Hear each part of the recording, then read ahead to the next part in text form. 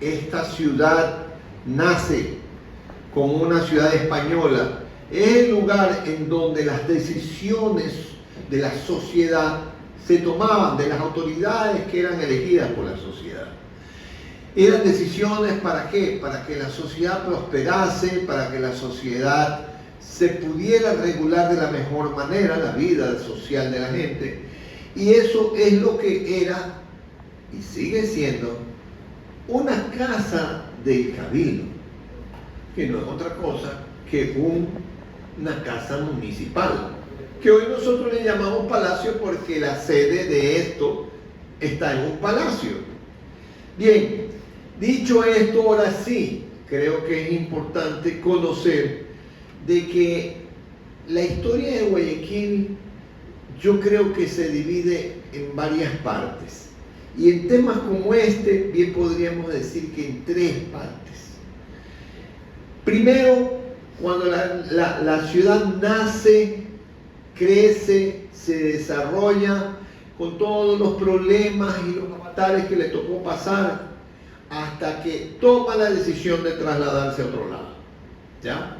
Es decir, desde 1547, cuando queda establecida en el Cerro Santana, y hasta 1692-93, cuando finalmente, y después de recibir todos los permisos requeridos de la audiencia de la presidencia de Quito, se trasladan hacia la Sabaneta y se estructura la nueva ciudad, la ciudad nueva, esa ciudad nueva que se conectará con la vieja ciudad con un famoso puente que construirán los guayaquileños, al que le llamarán el famoso puente de las 800 varas. Esa es la segunda etapa de la vida de Guayaquil. Y la tercera etapa en esta vida histórica de la ciudad, sin lugar a dudas, es ya en Ciudad Nueva. Ya en Ciudad Nueva. Yo diría desde que se establece la Casa del Cabildo en Ciudad Nueva en 1696, bien podríamos decir nosotros que es esta tercera etapa. Ya hay una ciudad que está buscando la manera de comenzar a desarrollarse de manera organizada, de forma organizada. Guayaquil de Ciudad Vieja es una ciudad gótica, una ciudad que no tiene calles paralelas, una ciudad en donde el esquema y la estructura de damero no existe, en donde los callejones, las callecitas y avenidas pequeñas son la cosa más normal, en donde cada casa tiene su corralito para tener sus chanchos, y más bien parece una cuestión muy, una aldea muy rural que un proyecto de ciudad. Entonces, a partir de 1692, 1693, cuando se establece la iglesia matriz en lo que sería Ciudad Nueva, esta nueva vida de Guayaquil es desde allí en donde nosotros deberíamos de comenzar a entender cómo comienza a evolucionar la o las casas del Cabildo. Veamos en la primera imagen que vamos a mostrar. Este plano es el plano de Francisco de Requena, que descansa en el Archivo Nacional de Bogotá, que se diferencia al plano de Requena que está en el Archivo del Ejército en España, en que este tiene dibujados las zonas anegadas, las zonas que quedan anegadas después de invierno. Pero además, este es un plano que, al ser de Requena, Francisco de Requena, un gran topógrafo, es el primer plano que Guayaquil posee en donde sus medidas son medidas precisas porque está trazado en varas castellanas. ¿Qué tiene este plano que nos sirve para poder hablar de la evolución de la Casa del Cabildo? Pues la tiene dibujada. Allí, en un lugar que sería, qué pena que no tengo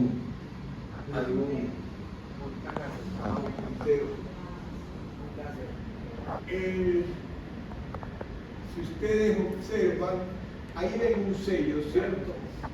Ya. recto, hacia allá hay un terreno, ahí, exacto, más abajito, ahí. Eso es la iglesia matriz, lo que está ubicada donde hoy está la catedral. Y este cuadradito que ven ahí de color rojizo, eso es la Casa del Cabildo. ¿Dónde quedaba la Casa del Cabildo? En el año 1770, que fue cuando se trazó el plano de Francisco de Requena, en donde está la casa, frente al Parque Seminario, la casa esquinera, en donde vivió doña Ana Villamil y Casa, que está frente a frente a la escultura de Ana Villamil y Casa. Esa esquina, o más bien diría yo que toda esa manzana, estuvo ocupada por la Casa del Cabildo que está dibujada en el plano de Requena. ¿En qué momento nosotros pudimos entender la volumetría de cómo estaba construida esa casa? Con el plano de Ramón García de León y Pizarro. El plano de Ramón García de León y Pizarro nos permitió ver cómo debió ser esa edificación. Ahí tienen ustedes la iglesia matriz, que es donde hoy está la catedral, esto que era la plaza de armas, ¿verdad? Hoy en día Parque Seminario o Parque de las Iguanas, y esto que ven ustedes aquí es la Casa del Cabildo en tiempos de la colonia. Todo esto es la Casa del Cabildo. Aquí están las oficinas del Cabildo, ¿ok? Y estas oficinas del Cabildo, ¿cuándo son construidas? En 1696. 1696. Aquí hay un dibujo ampliado, basada la volumetría en el dibujo del plano de Ramón García de León y Pizarro, que nos permite tener elementos de juicios para poder definir cómo debió ser. No podemos darnos ninguna libertad de establecer donde habían vanos, puertas y ventanas. ¿Por qué? Porque esa volumetría que se ve en el plano de Ramón García de León y Pizarro no nos permite ver eso. Entonces estamos creando solo una volumetría con cubiertas. Pero esto es la Casa del Cabildo en 1696.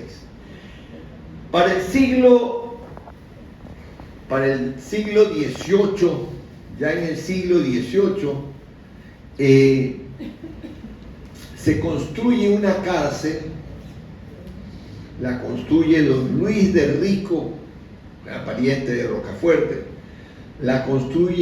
construyen una cárcel en donde hoy está el viejo edificio del SRI, que ahora es parte de los edificios de la Universidad de las Artes, aquí en toda la calle 10 de Agosto, entre entre Pedro Carbo y Pichincha. Allí, en ese sitio, estuvo la cárcel en tiempo de la colonia, ¿ok?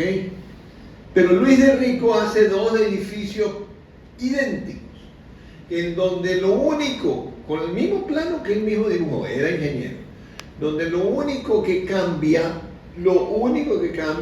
es que el uno va a tener una torre con un reloj y el otro no. ¿Cuál no va a tener la torre? La cárcel, ¿verdad? Ok, entonces nosotros vemos que se traslada provisionalmente, ya en el siglo XIX se traslada, a fines del siglo XVIII se traslada provisionalmente la Casa del Cabildo, se traslada a esa edificación de las cuales estoy dándoles el emplazamiento. ¿Por qué? Porque para el año de 1803 ya se da una aprobación para que se comience la construcción de la Casa del Cabildo. Aquí tenemos una perspectiva aérea de la Casa del Cabildo, hecha por un muy buen plumillista que se llama Gustavo Ramírez Tóstegui. Entonces, esta Casa del Cabildo, idéntica a la cárcel, solamente se diferenciaba porque no tenía esta torre. Acá, cuando se pasan los cabildantes acá en 1816. En 1816, esta edificación será el sitio donde que verá más eventos históricos importantes de la ciudad. Aquí se firmará el acta de la independencia, aquí se vivirá de una manera muy, muy especial la finalización del Guayaquil colombiano en 1830, cuando pasamos a ser ya una nación libre. Aquí se vivirá, esta es una pintura ideal, ¿no? Imaginada, hecha por un pintor chileno que vivía aquí en Las Peñas y que le costó un trabajo terrible venderla hasta que se la compraron en el Club de la Unión. ¿Por qué? Porque si lo bueno que hizo esa pintura es que este hombre tenía un conocimiento profundo de la evolución del rictus muscular de los rostros. Y entonces este señor consiguió pinturas de todos los próceres y cogió y los puso exactamente la edad que debían haber tenido para la firma del acta de la independencia. Podemos ver que ese es el éxito de esta pintura, porque el que están viendo ustedes aquí, se apagó el tapabocas. Allá. Este que están viendo aquí es nada más ni nada menos que José Villamil, justamente en la edad que tenía en la época de la independencia. Y el José Villamil que nosotros conocemos es un viejito de cabeza blanca. Entonces, esta pintura, muy grande por cierto, está en el Club de la Unión, y vale la pena y la hemos traído a colación aquí porque para decir que en esa casa del Cabildo se firmó el acta de la independencia y se hicieron otra enorme cantidad de cosas históricas importantes, como era la casa de la ciudad, tal como vivir la revolución del 6 de marzo del 45, la reunión entre Bolívar y San Martín, claro que esa reunión es más intensa en la casa de Manuel Antonio de Luzárraga, que quedaba justo en donde está el viejo edificio de la Previsora, pero también estuvieron en la casa del Cabildo Bolívar y San Martín. Esa es una pintura que está en el Museo Nacional de Buenos Aires. Bien, esta casa del Cabildo, para desgracia de la edificación, la construyeron junto al mercado que había construido en el siglo XVIII Ramón García de León y Pizarro. Si tú construyes al lado de un mercado, todas las taras que tiene el mercado, todos los problemas del mercado de salubridad vas a experimentarlos. Este es el mercado. Ese es el mercado. No, ahí está. Esto es el mercado. ¿Y dónde quedaba? Hacia atrás, hacia la calle Pichincha. ¿Ya? La casa del Cabildo quedaba con frente al malecón. El mercado quedaba hacia atrás, hacia la calle Pichincha. Pero este mercado, el viejo mercado, no era como muy salubre. Y entonces en este mercado se formaron enormes cantidades de cuevas por debajo de él, de ratas. Y esas cuevas iban también por debajo de la casa del Cabildo. Y cuando se descubre de que el origen de la bubónica, de la que estaba experimentando Guayaquil, venía de aquí, justamente de aquí, la recomendación que nace de la misión Rockefeller es: queme todo. Cercaron, esta es una foto original de cuando se cercó la manzana entera. Los bomberos refrescaban todas las edificaciones que estaban en los tres costados que daban hacia esta manzana, mientras se quemaba la manzana entera. Año 1908. Se clavaron planchas 70 centímetros en la tierra para cortar la huida de las ratas por los canales que unían las cuevas que ellas habían formado. De esta manera obtuvieron lo que pretendían: acabar por lo menos con las ratas de esa manzana, que era la manzana del problema. Poco tiempo antes de esto, ya la Junta Patriótica del Centenario, a sabiendas de que en esto iba a acabar la Casa del Cabildo, la Junta Patriótica del Centenario comienza a tratar en el seno del Consejo la posibilidad de que se construya un edificio digno para la ciudad de Guayaquil, en donde se trasladara el Consejo a funcionar.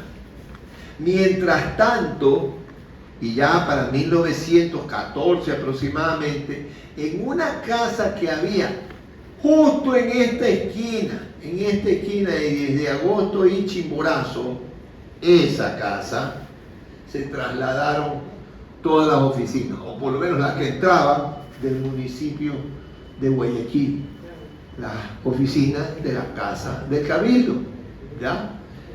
Y en este lugar se mantuvo por algún tiempo porque tuvo otro destino que era una casa antigua que quedaba en donde estuvo el Club de la Unión.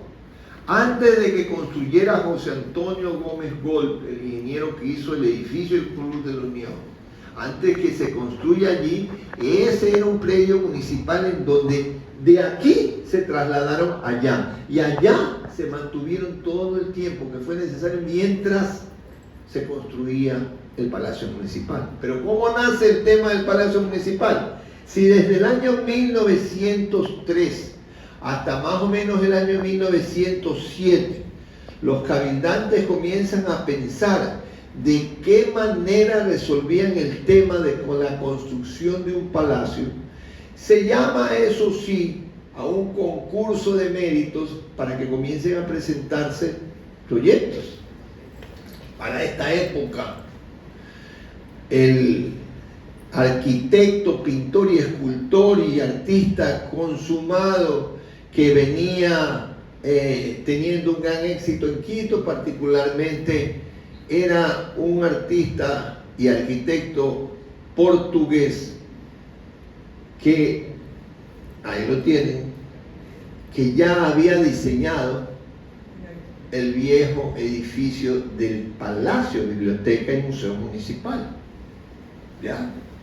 Este caballero presenta un proyecto en donde el plano en cruceta, con 4 volúmenes que esquinados, se remataba arriba con un domo. Este proyecto va a ser de utilidad para que se presente como lo ideal para construir el palacio. Esta va a ser la base. En el año 1913 presenta ese proyecto. Y Francisco Manrique, otro arquitecto de origen español que vivía aquí en Guayaquil, presenta otro proyecto. Francisco Manrique vivía en Quito, lo manda desde Quito, y estos son los proyectos que utilizará el municipio para que sirvan de base para el concurso. Ese concurso de méritos dio como origen algunas cosas muy interesantes. Hubo proyectos que llegaron de Hamburgo, muy importante, muy interesante el proyecto que llega de Hamburgo para el Palacio Municipal.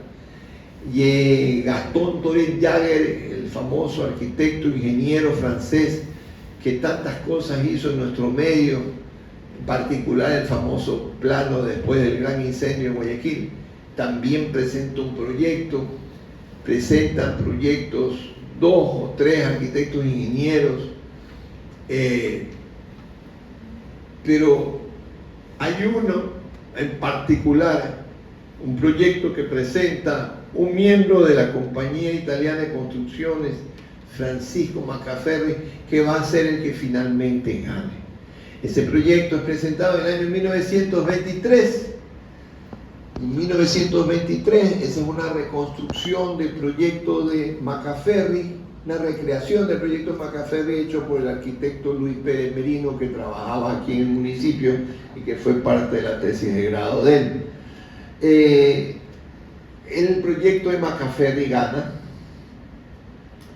se le entrega en consecuencia en el año 1924 se le entrega a la compañía italiana de construcciones la posibilidad de ser la que construya el Palacio Municipal y se involucra en el proceso constructivo como jefe de construcción al ingeniero Luigi Lignarolo.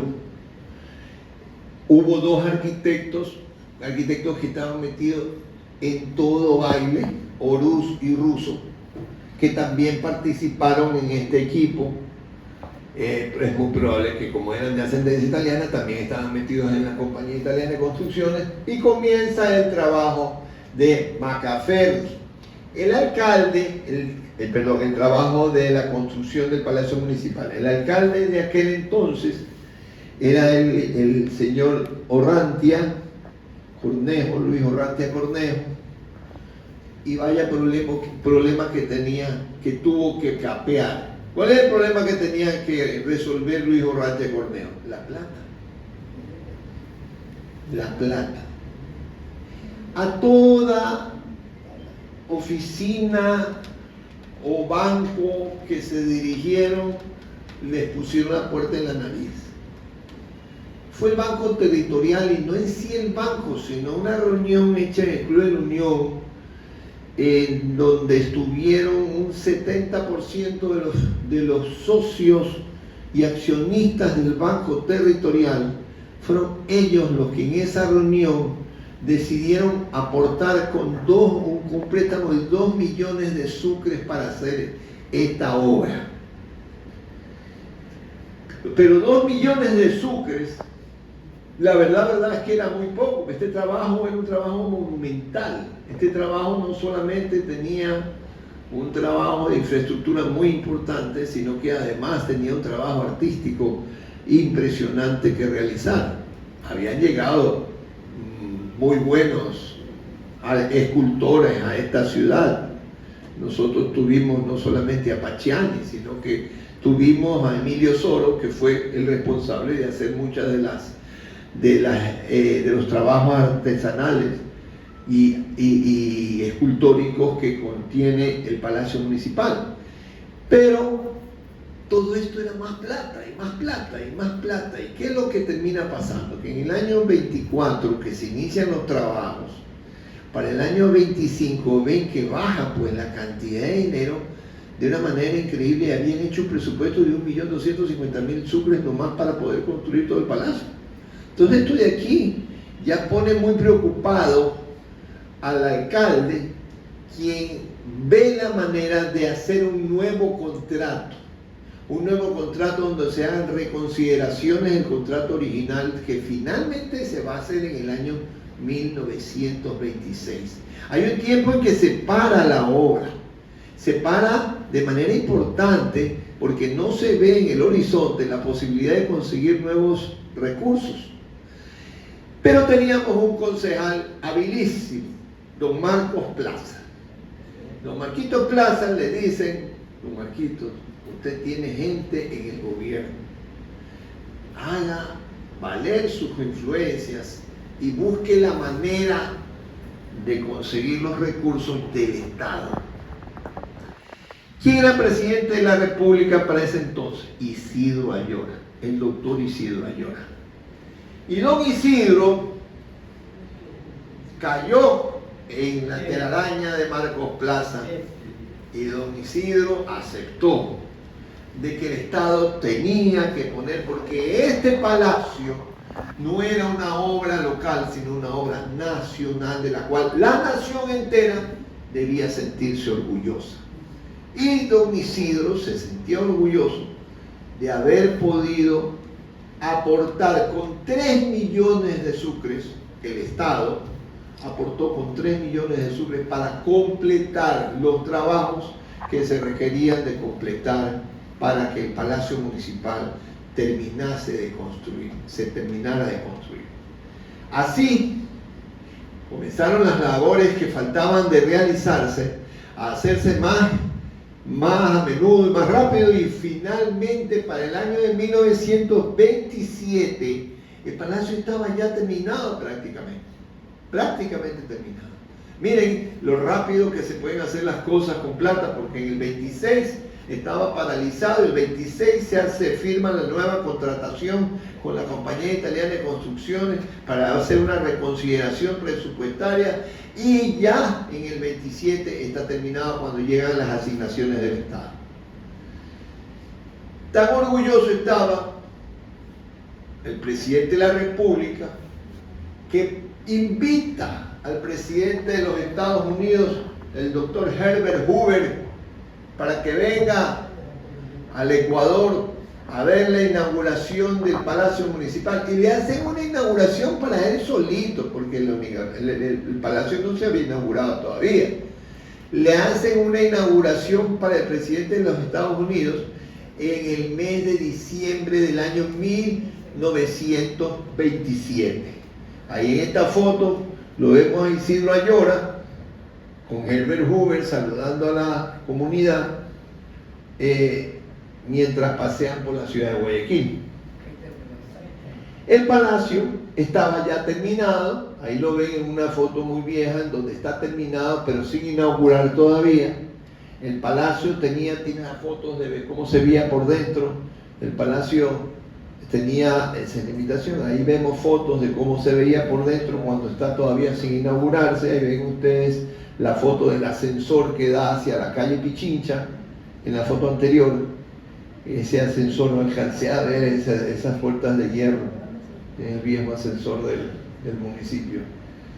Y bueno, entonces, en el año 1927 se manda a hacer unas medallas conmemorativas especiales para entregarle a todos los invitados de honor que iban a estar en la inauguración del palacio ya oficial.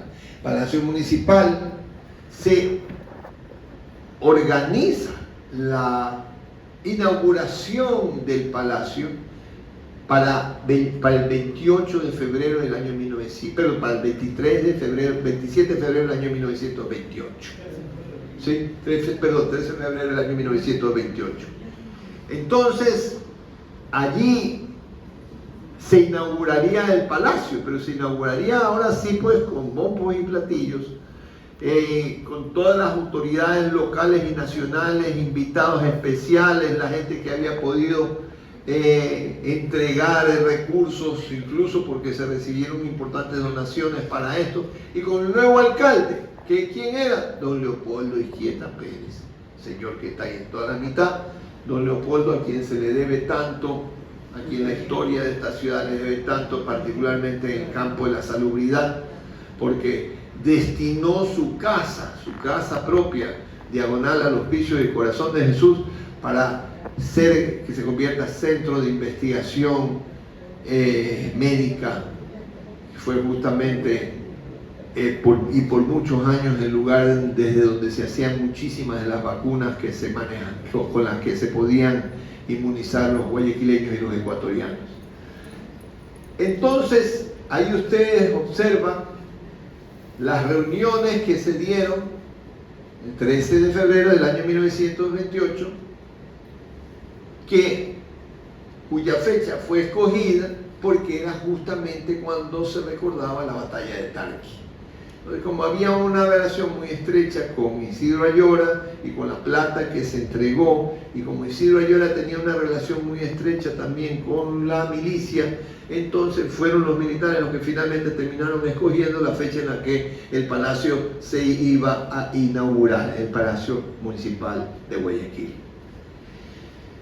Esta historia es importante destacar porque, como les dije cuando comenzamos este ciclo de charlas, este ciclo de conversaciones, lo que estamos haciendo desde la Dirección de Cultura y Patrimonio es recordar los eventos más importantes de la historia de Guayaquil de acuerdo al mes en el que estamos. Hemos dado en este ciclo de charlas, hemos dado una charla sobre la Junta de Beneficencia y su historia el día de ayer. ¿Por qué? porque la Junta de Beneficencia tuvo su primera reunión para beneficiar con su accionar a la ciudad en febrero del año 1888. Tuvimos también una charla ¿sobre qué más? Sobre Sebastián de Benalcázar y su monumento, sobre el monumento de Sebastián de Benalcázar, porque fue justamente en febrero en que se recibe la escultura hecha por Mideros para ser colocada en la Alameda, que iba en su momento a ser la Avenida de los Fundadores.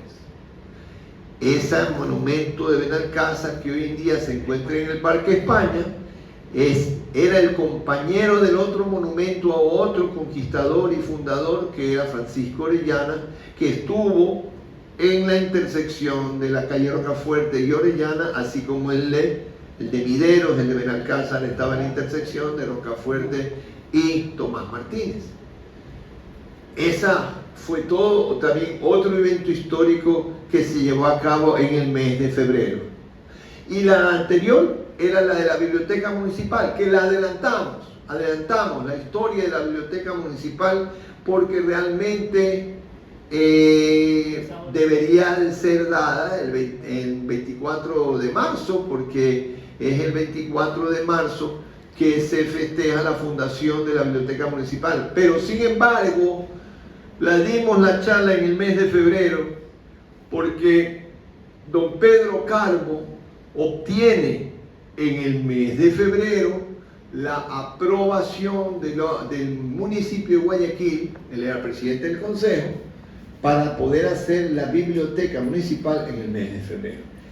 Entonces, señoras y señores, damas y caballeros, lo que estamos haciendo con estas charlas es tratando de recordar con estas pequeñas charlas y reseñas de nuestra historia, tratar de recordar las cosas que fueron pasando a través de los años, a través de los meses en cada año, en nuestra ciudad, cosas que son parte de nuestra historia y que no debemos olvidar.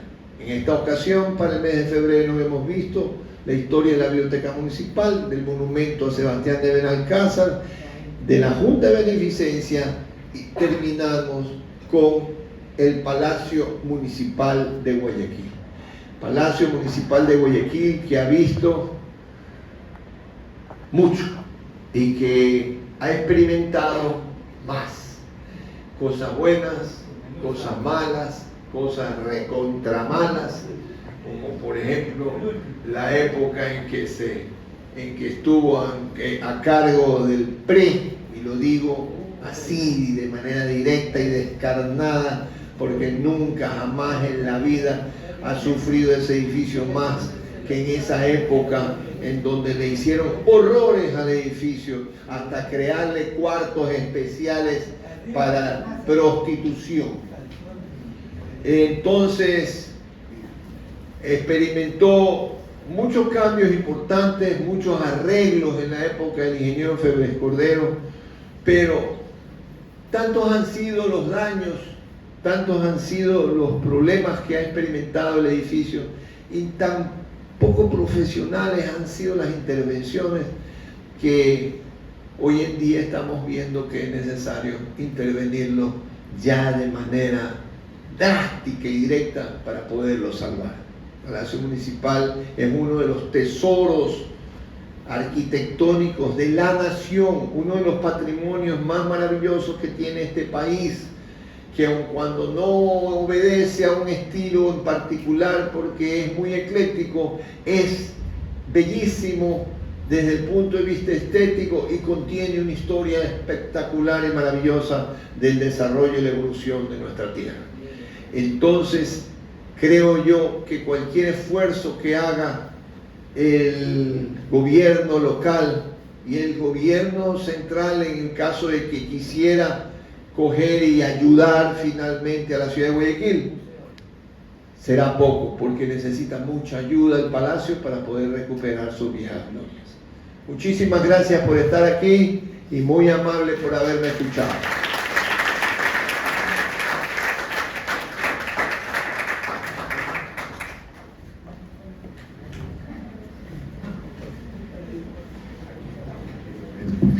Agradecemos la exposición del arquitecto Melvin Hoyos y así hacemos la extensiva la invitación para las charlas en el mes de marzo.